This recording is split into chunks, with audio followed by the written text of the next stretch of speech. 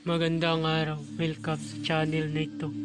Ngayon, ibahagi ko sa inyo ang aking kaalaman sa karunungang lihim. Narito, orasyon sa Taguliwas.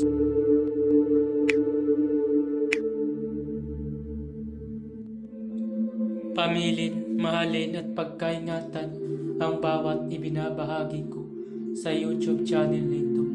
Ang kapangyarihan na kapaloob dito ay lubhang maiwagang. Gamitin lamang sa kabutihan at pagganap ng kalooban ng Diyos. Maginuwaran at laging sa puso't isip ang 7 layunin. Una, isabuhay ang 4 na gintong simulain makadiyos, makabayan at makatao, makakalikasan.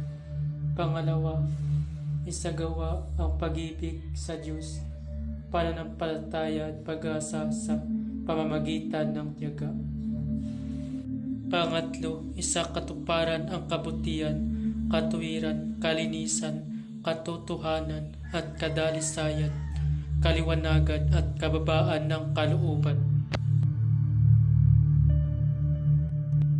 Pangapat, ipagpalaganap ang pagkakaisa, pagmamahalan, pagtulong sa kapwa, pagmimisyon, paglilinis ng sarili at pagbabago na paunlad. Panglima, magkaroon ng pagagalangan, pag-unawaan at pagmamahalan sa isa't isa bilang mga kapatid at kapwa-tao. Panganim, maging dakila sa isip, sa salita at gawa para sa Diyos, sa bayan at tao. Pangpito, ipagpatibay ang kautusan ng Diyos, tumulong sa pagpapaunlad ng katawan ng bawat kasapi ng samahan at tumupad sa hadikain ng Diyos sa tao sa pamamagitan ng pagsunod sa mga layuning ito. Ang isang naghanap sa Diyos ay makakasumpong sa Kanya at hindi pagkakaitan ng Kanyang liwanag.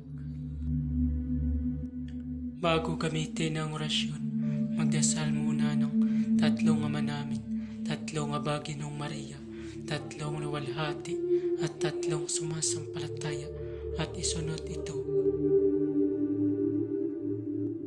Narito ang orasyon. Laudium, Wisam, Sobiglam, Mikulam, Sodiktam, Niktam, Dimikom, Tudram, Kipyal. Usalin ang orasyon ng 3 beses bago umalis ng bahay. Babala ang lahat ng orasyon na aking ibinabahagi ay lubhang makapangyarihan. Gamitin lamang sa kabutihan. Kung sino man ang gumamit sa masama ay mayroong bad karma. Maaari maghirap habang buhay hanggang kamatayan. Maraming salamat po. Bago matapos ang video ito, huwag kalimutan mag-subscribe and click the bell icon para laging update sa mga bagong video.